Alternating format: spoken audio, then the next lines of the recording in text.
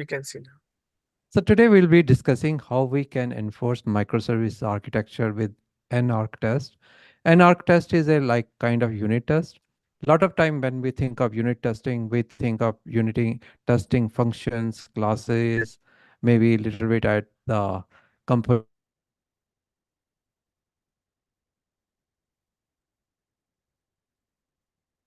level when it comes to applications. But NArchTest is something different. NArchTest is a we can enforce architecture rules with some testing framework. So recently, there are a couple of frameworks which has become very popular. NetArchTest is one of them. It is very simple. So using this, you can enforce architecture in your microservices. So we are going to see as we go through the slides, we are going to see what is microservices architecture, how microservices architecture is laid out, and how we can enforce. So before let's go into a little bit definition of microservices architecture. What is microservices architecture? To understand microservices architecture, we have to understand monolithic architecture. All of us, we can relate to it. A couple of years back, we wrote applications. We created one Visual Studio solution, and we dumped all the code inside that solution, whether it belonged to different domains like order, sales, inventory. Everything was a big project. So let me give you a little bit before we go further. My name is Vikas Kearney. I have more than 20 years of experience in IT industry. I am architect. I'm TOGAF certified architect. So a couple of years back, that was a good practice. You create one Visual Studio solution and dump all the code. It looked very easy. But over the time, you could see that it became very, very difficult. And especially for companies like Facebook or Uber, initially what they did, they built all their core functionality in one solution, and they had one centralized database. So the problem with monolithic application is if I make changes to order, I have to deploy whole thing, sales, inventory, everything to the production, and update the databases also. And if something goes wrong, first thing, all my support staff will be on the call. And if something went wrong in other areas, I have to roll back. So that was a big problem, a lot of cost. And with cloud computing, that is not the right solution. A lot of time, like some part of your web application is under a lot of stress. For example, if you are using catalog, you have a e-commerce application, you are using catalog.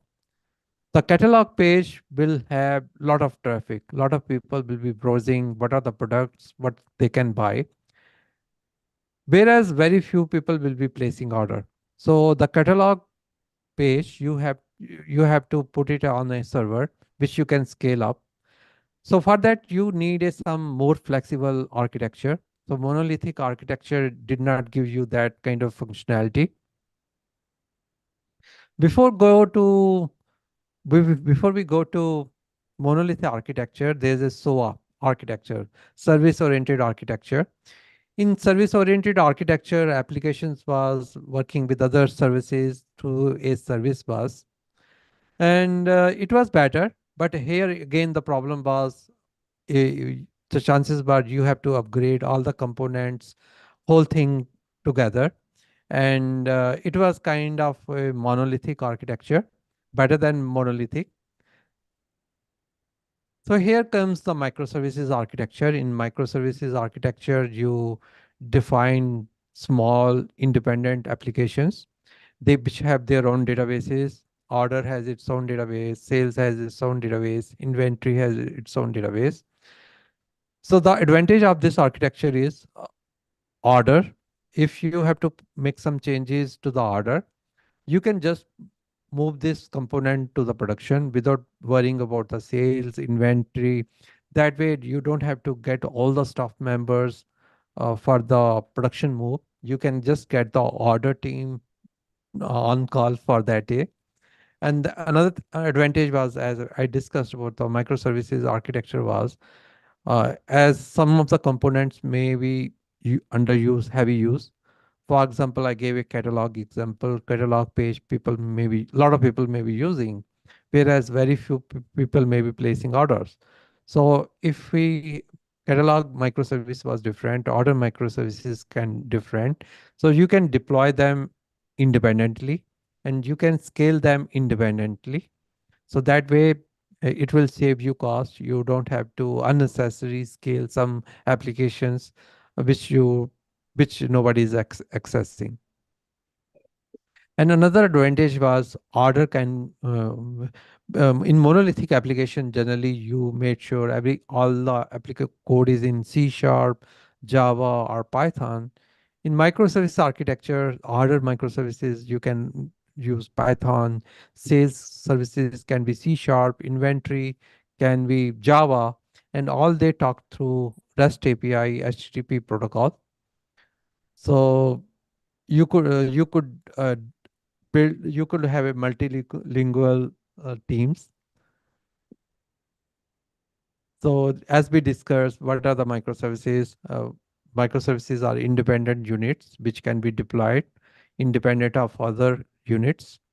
The benefits scalability, I discussed scalability, resiliency. If one part is down, it doesn't bring the other parts down. If catalog was down, make sure microservices architecture make sure that order is not down. And independent deployment, you can do independent deployment. As compared to monolithic, you have to deploy everything or nothing. So there are challenges when you are working with microservices, data management. Now you have data in multiple databases. You need to synchronize the databases. There's a lot of inter-service communication, and it adds complexity. So these are the companies which are using Netflix, Amazon, Uber, and Shopify microservices architecture. So this is a very nice diagram I got, which tells you what is the difference between service-oriented architecture, monolithic microservices. Service-oriented architecture composed of reusable services that communicate via standardized protocols. Monolithic is single application with everything inside it. Microservices is independent, loosely coupled services focusing on specific functionality. Granularity, coarse-grained services grouped by business functionality. Here, everything has one thing. It's again fine-grained, single responsibility services. Scalability, moderate scalable, um, but often replies on ECB. ECB as Enterprise Service Bus. So that was the biggest rollback, inter-service bus. All these services are calling inter-service bus. That can create some bottleneck. Monolithic, either in the application you have to scale or nothing. As we discussed, microservices, you can highly scalable because they are small independent unit. So you can, whatever the functionality is being called a lot of users, you can scale it. Communication, SOA used to SOAP, REST, ESP. Monolithic is everything in same application. There is no communication. As I discussed, microservices uses REST, gRPC. Also, it uses event-driven architecture. Databases is interesting that it can be centralized or shared databases, monolithic single microservices. In ideal microservice, every microservice should have its own database. Deployment already we discussed. Technology stack we know. That's here comes. It's a SOAP, REST, Visual, ESP. SOA gives you a little bit diverse tech stack. Monolith, everything has to be in .NET or Java, whereas in microservices you can have a combination of technologies. Fault tolerance. So because of ESP dependency, the fault tolerance was less. Before I go to maintenance, that's interesting. SOA is easier than monolithic, but harder than microservices. Application is very hard to maintain because one, as I discussed, you make changes to the order. It can affect inventory, other parts. Whereas microservices uh, like easy to maintain or evolve. Fault tolerance. As microservices, we can see, are told they are independent applications. If order is down, so sorry, let's say if sales application is down, but orders still can be processed. Catalog is down, order can still be processed. Inter-service communication, SOA used, SOAP REST asynchronous. Monolithic is internal function calls, and as we discussed earlier, we use REST, gRPC, or event driven. Development complexity.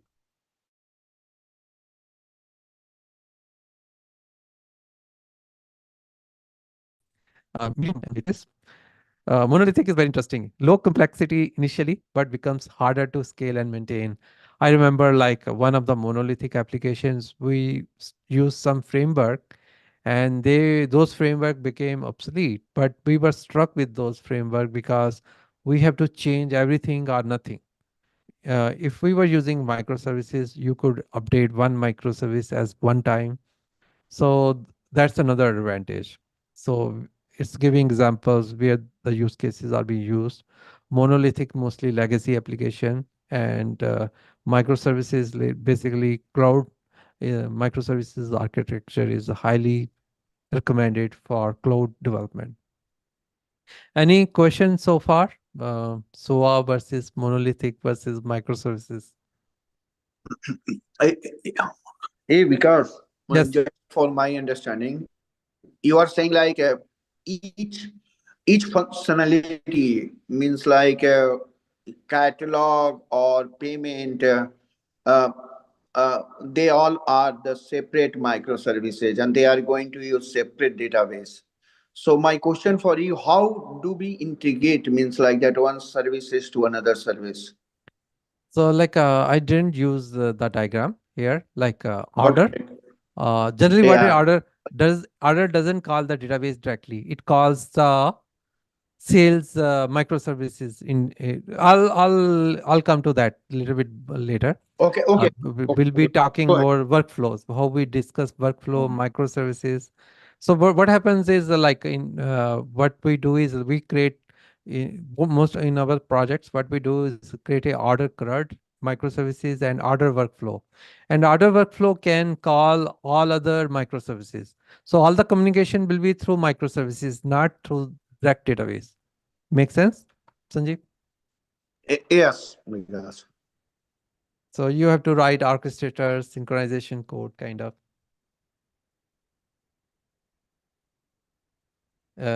So any other question before we further move? It tells you, right? It tells you why microservices are so popular in cloud computing.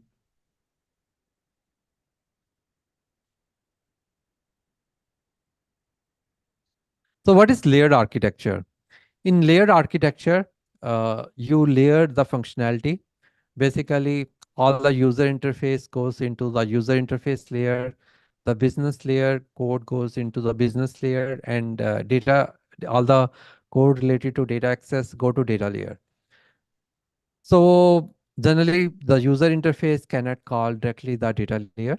And why we need layered architecture? Why it's so popular? Why it's so popular is one is separation of concerns. All the user interface logic goes in the user interface, business logic goes in the business layer, and data access go in the data layer. Especially if you have worked for a couple of years and with Microsoft technology, especially, the data access layer changes often. And if you are not putting in a separate layer, you have to make changes in the whole application.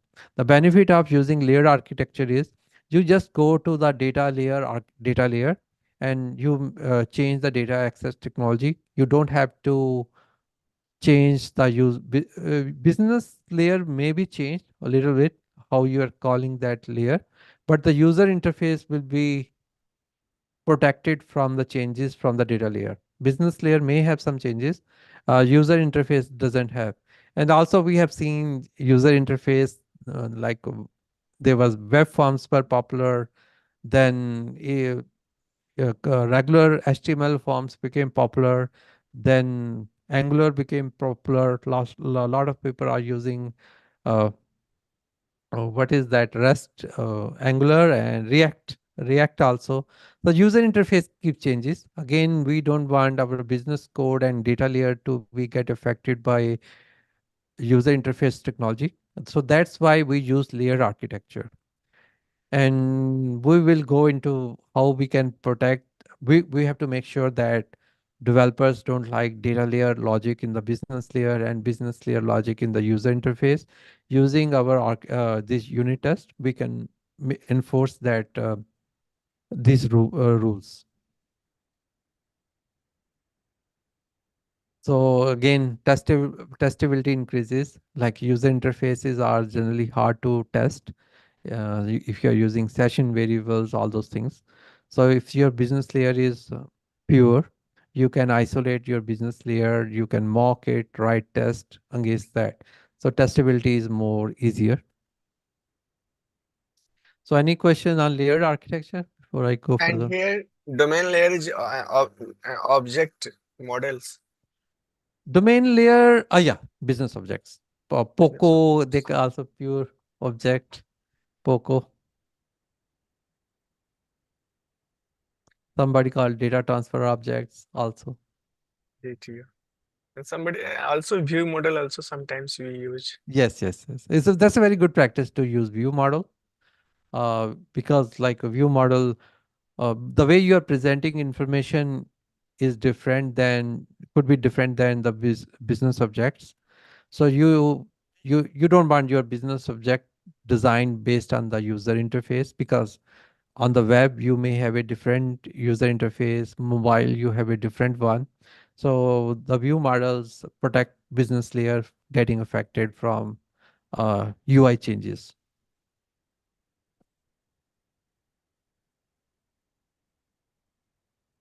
So NetArchTest. So we are going to use NetArchTest. It's a architecture validation tool.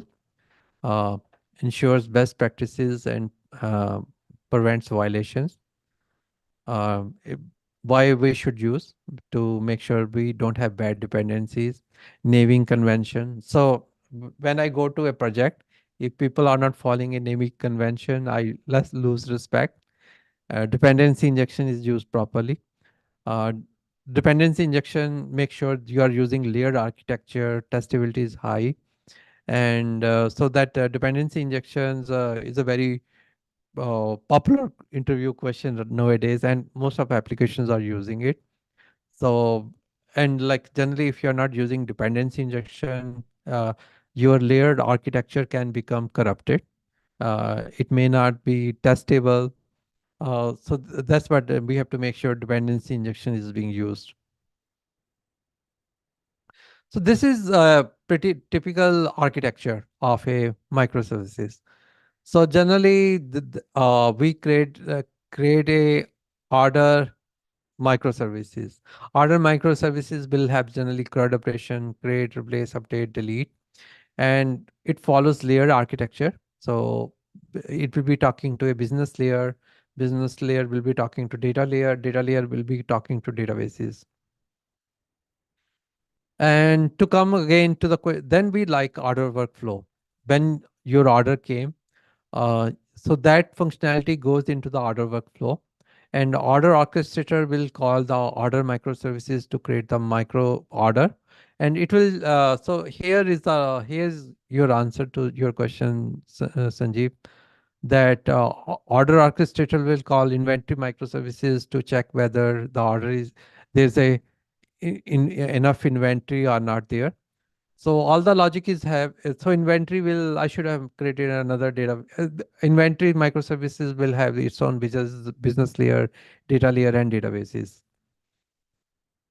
So generally, I'm missing arrow here. The domain business objects are used by order workflow, orchestral layer. So the business objects are very popular class library. Everybody needs that. So is that architecture clear to you? Any questions on this architecture?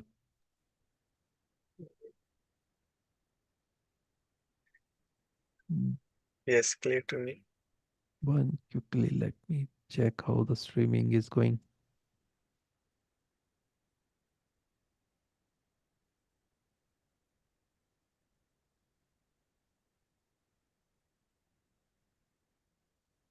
Mhm.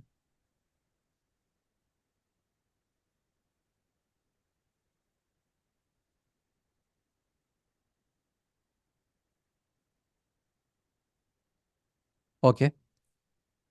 So, so this is the architecture here, hands-on implementation. So let me show you the project I have already created.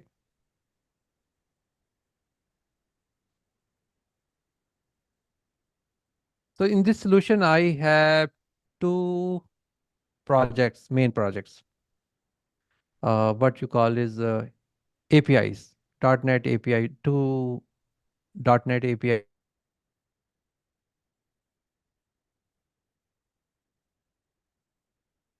projects. So in order microservices, they are calling the uh, operations, which is business layer. So they call the this order operation. So basically, this is our business layer, and which is calling data access layer. And we are using, we can see we are using the interfaces dependency injection here. And data, this is the data access layer for microservices, where all the databases related information, we are using entity framework where all the things are happening to save the data in the database, read it from there. So here I wrote some architectural unit test. We will write from the workflow.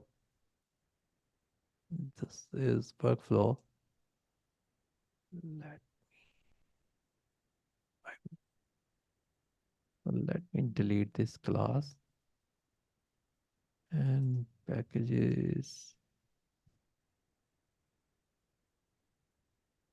Let me remove this package so I can show you guys.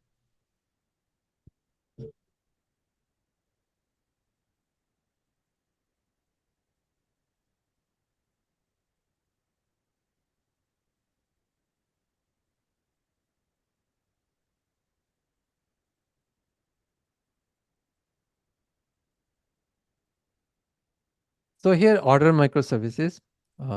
Let me show you the test already I have written for the controller.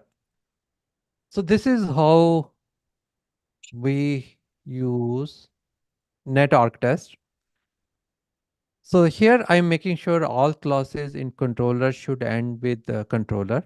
So here is saying in types in assembly, uh, types in assembly, so load this assembly, e-commerce order microservices, and all the types that are residing in this namespace should end with controller.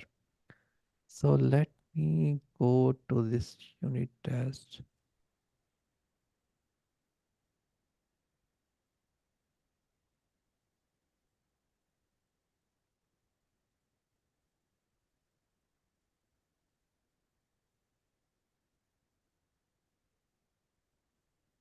Yeah. So all the classes should end with container controller. Let me run that test.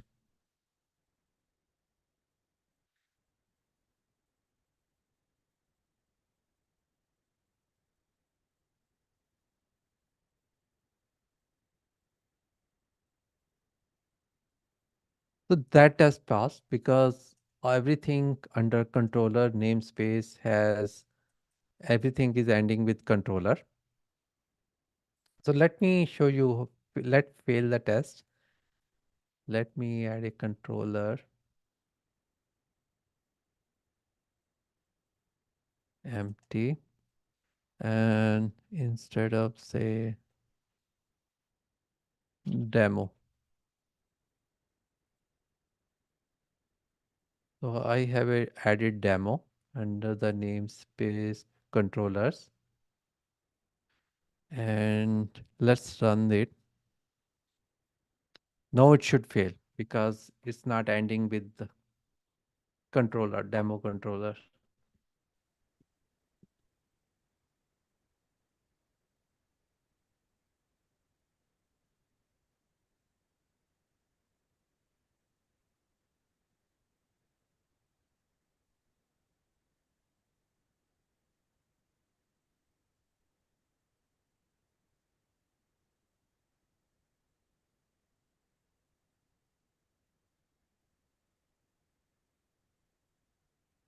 Yes, it failed. It is failed.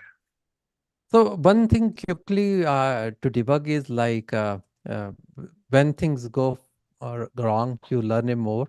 If you see this kind of thing, how to analyze, just put a debug, put a breakpoint here, and go to the debug.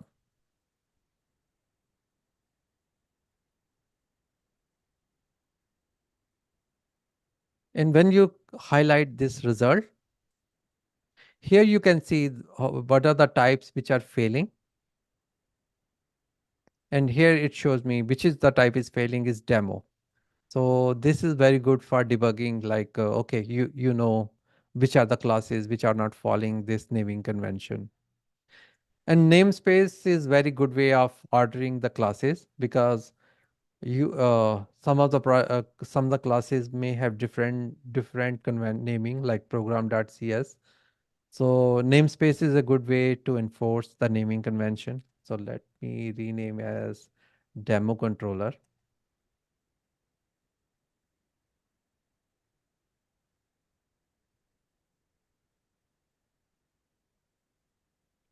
No, yeah, let's run the test now.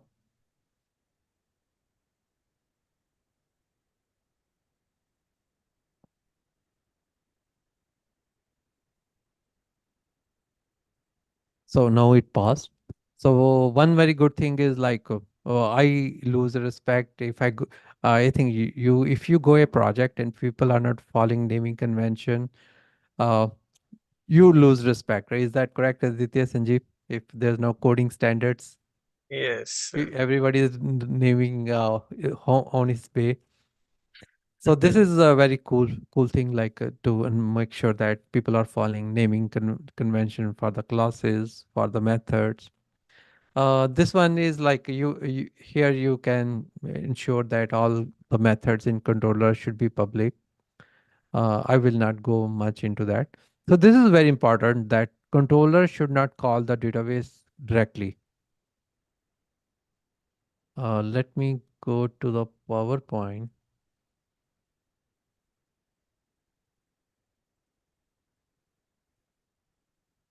Enforced layered architecture. So that's what enforced layered architecture is. User interface should not call the data layer here. So how we enforce that? So all our controllers, they should not have a dependency on data access layer. So right now it should pass because I am not using the data access layer. So let's fail it now. Let demo and use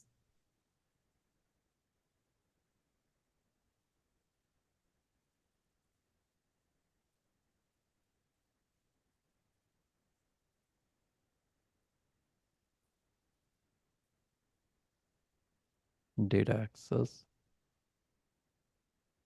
So I am using data access namespace. Let's see, it fails or not.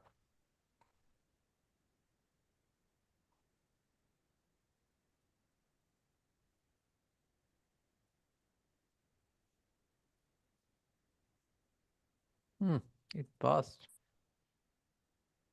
Maybe I'm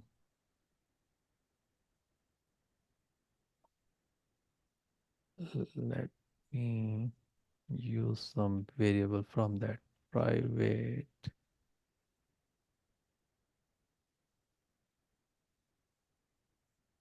commerce or MS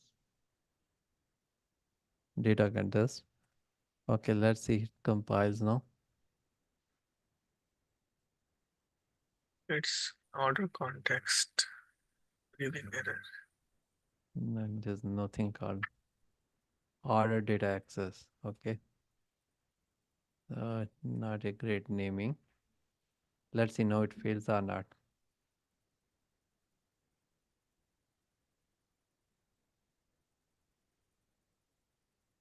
Yes, it failed.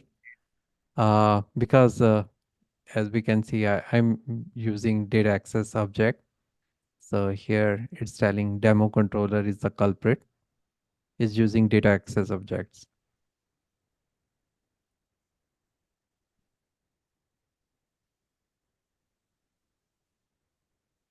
So it seems unless I namespace is okay, unless I'm not using anything, it will not complain. Let me make sure. Let's recompile once more. It should work. It should not fail. Let's see. I think, unless it seems it's okay, namespace is okay, unless I don't use any object from Yeah, that class. it is Let's see. interesting.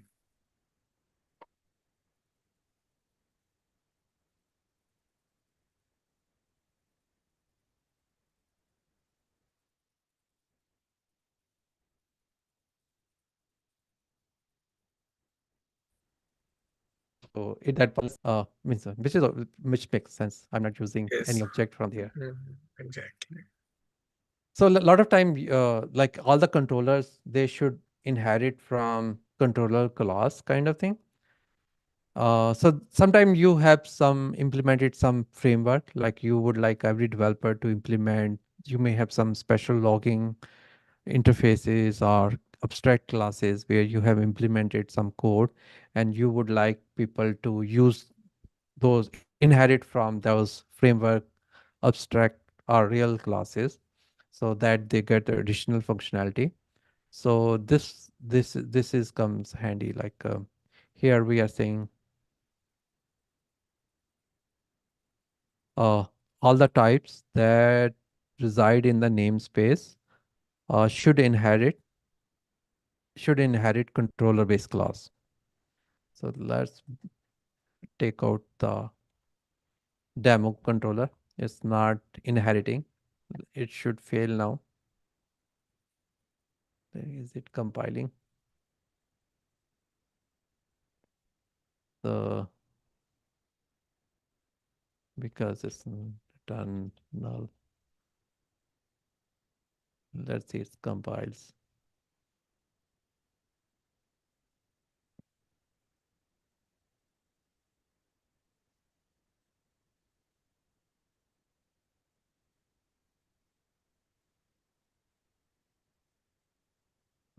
Okay, it's compiling.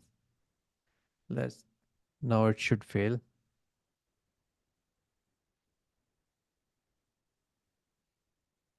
Yes. Again, uh,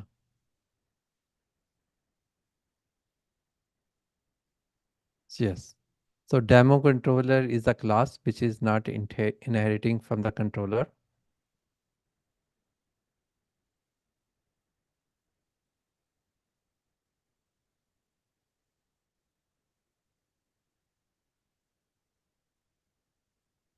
So let me inherit from the controller.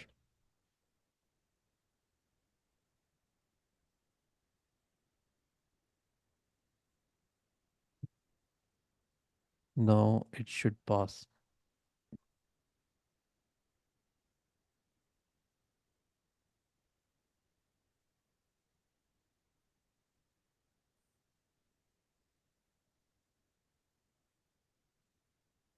So we saw as a architect, you how you can enforce the name, how you can make sure layered architecture is enforced, and also if you have some framework related classes which you want other people to use it by inheriting.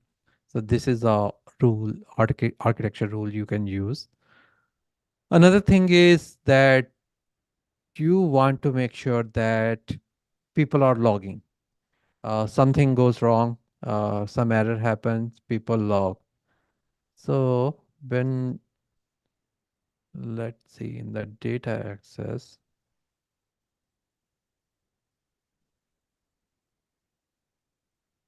So I am using iLogger, and that comes from Microsoft and extension start logging.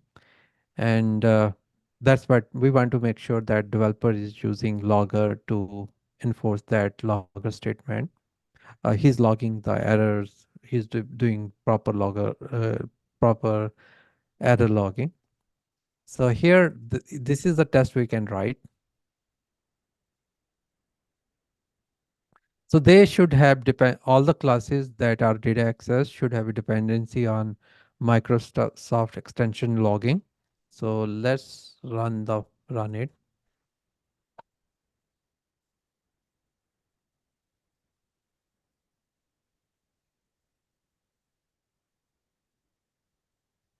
Yeah. So test passed.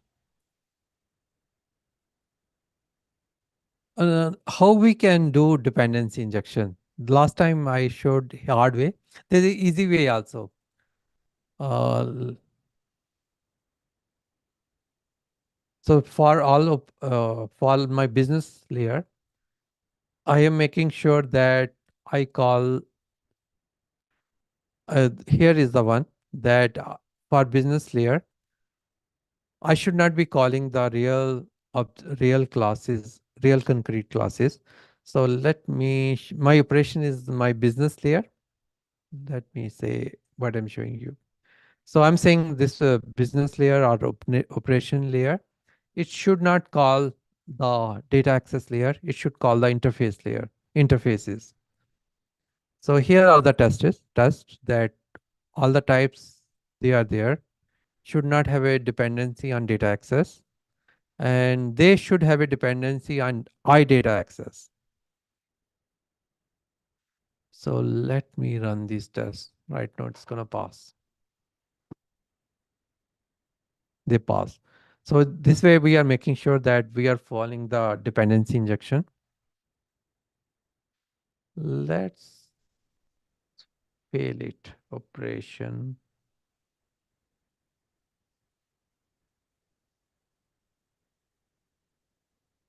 So let's say instead of I operation, if we were calling the data access directly,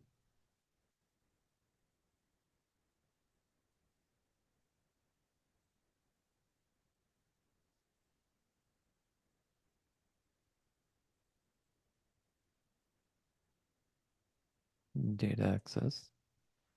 So now in my operations, I am calling my data access layer directly without using interfaces. I'm avoiding dependency injection. I have this operation is tightly integrated to data access object. Now our those tests should fail. Let's run it.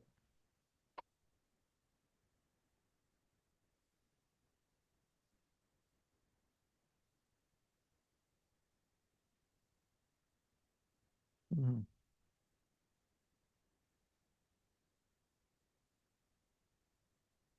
Mm, That's interesting.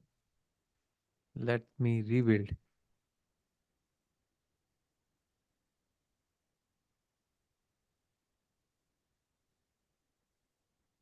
Um,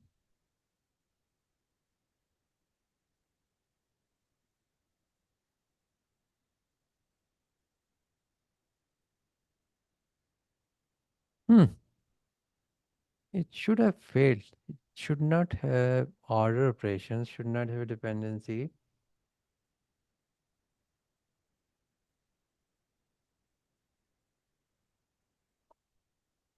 Let me remove this and dependencies. Remove this project, compile it.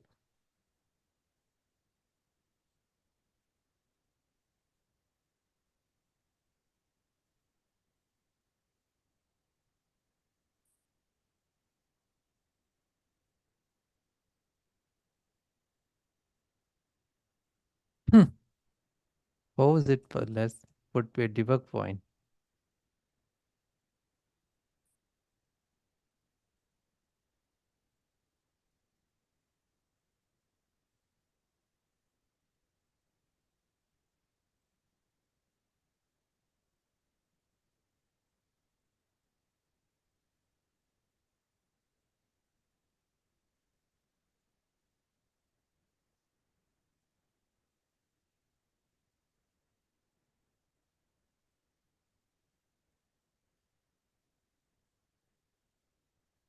Did it come?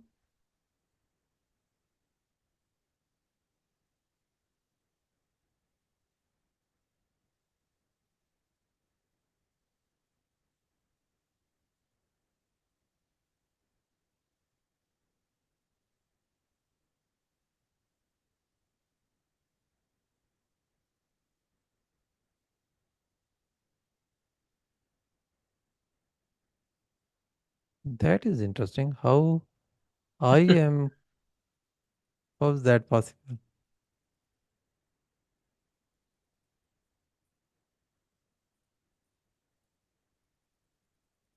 Am I using the right project? Operations, right?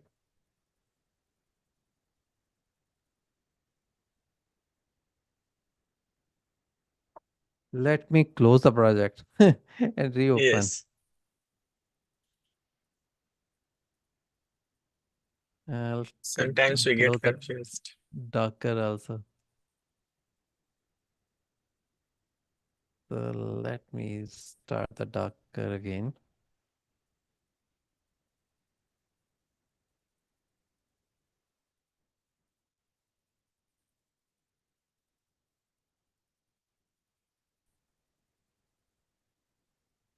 And Visual Studio.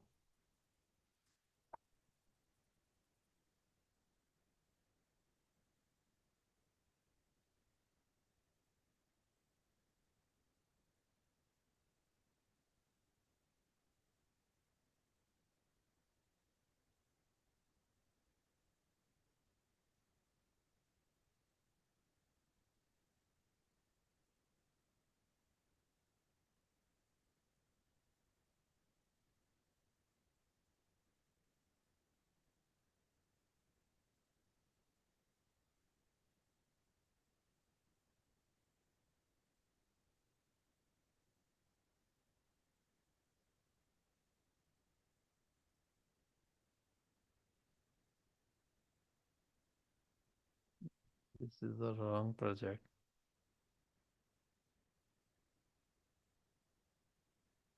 E-commerce solution.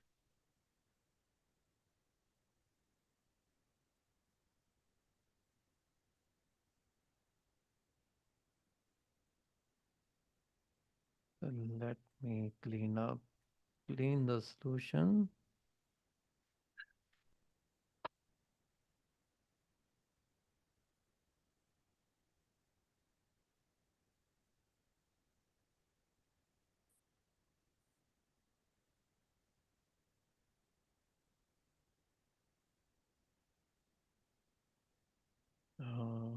Repair the solution.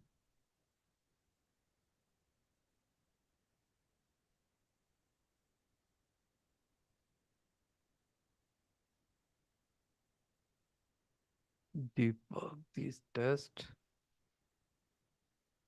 so that I know it's hitting it.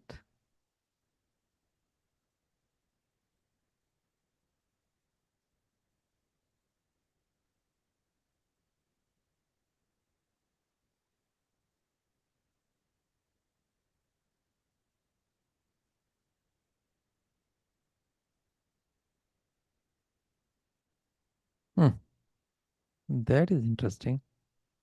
Order issuance. Is there namespace problem?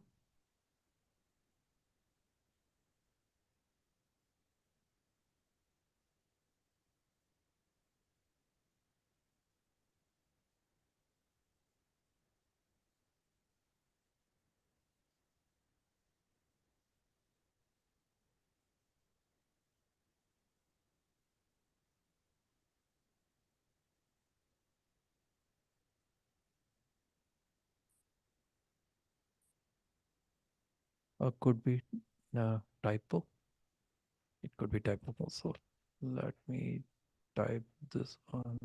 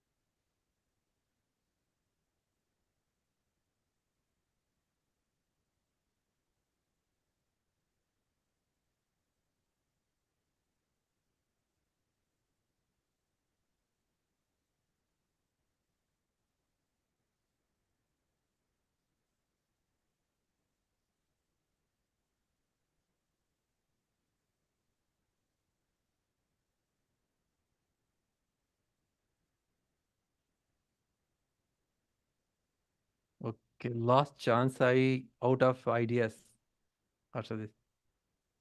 Yes, we'll see.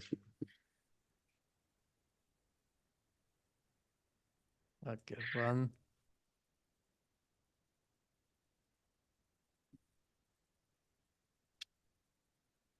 It is Wow. past.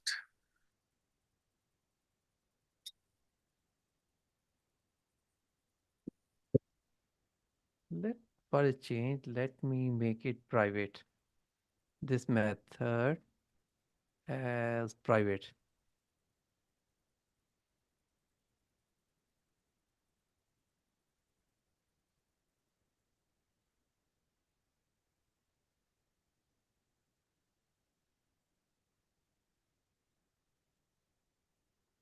Public and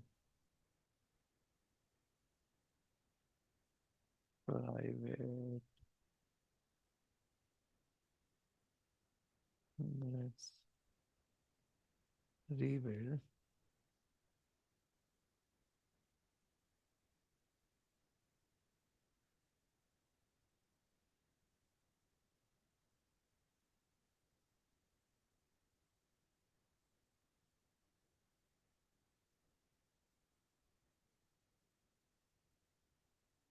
Something is wrong, right? Yes. With what are we doing? Something is wrong. It's not recognizing this one at all.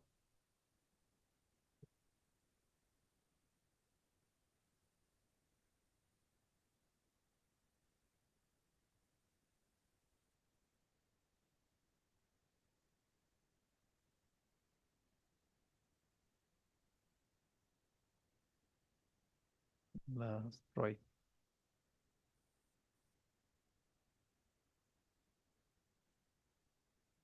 Is there some?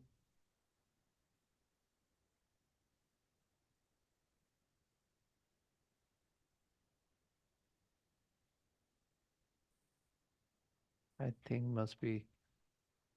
Let's give this namespace here. Assembly load.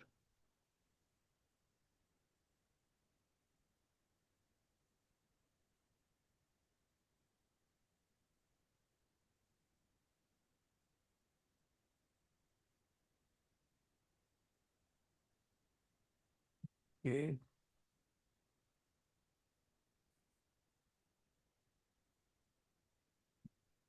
I think would be assembly. We are not loading the right assembly. Let's run a test. All three should fail.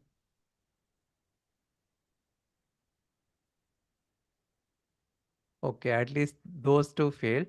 No, though they failed. Uh, public one didn't fail. Uh, that type that result should be public. Oh, the interface is public, which makes sense why it passed. The class Thank you. is public, and so now good. Let's, which makes sense. Now let's change. Now both of them failed. Let's change it to interface.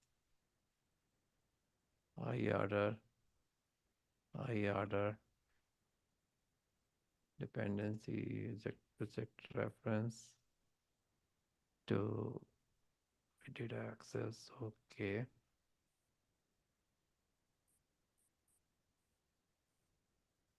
Use the data access. So now I'm using the interface. Now all three should pass.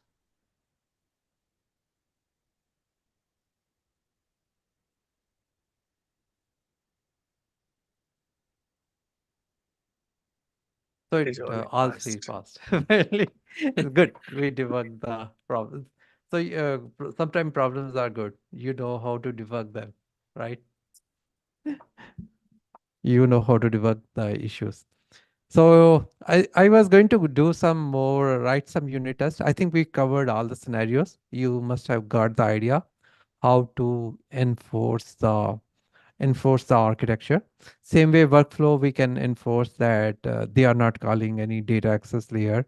There should not be any data access layer or data, anything to the data related. They should be calling microservices only. So this way we saw how we can enforce layered architecture, make sure they are using dependency injections, and also they are using logging. If you have some classes that need to be inherited, you can enforce that. And I like there are two frameworks. NetArchTest, I like it's very simple. You just load and you got all the types and gives you very simple interface, and you can do lot of you can run in for loop, do lot more checking. So any question, Aditya, so far? No, sir, it is great. Can we put this code to Git, sir, so that Sure. viewer can test it? I'll Because put NuGet and it is hard to create such this solution and to test. make sure by signature. So if in Yes, future, sometime in people ask me in the interviews, and that way, that way I can use it. yes. So some So people like ask. I can download and I can quickly test also So and yeah, log in. somebody asked me question. I think I don't know. The person is still watching. Yes, it's a live. Uh, somebody said he want to start his career in IT development. Uh, yeah. Um, this is a live show. If you are still watching us, you can ask the question. Aditya, any other question you have before And we wrap up? no, sir. So thank you Uh, for the session, sir. Thank you. Thank you very much for joining, Aditya. Good night. See you. Good night, sir.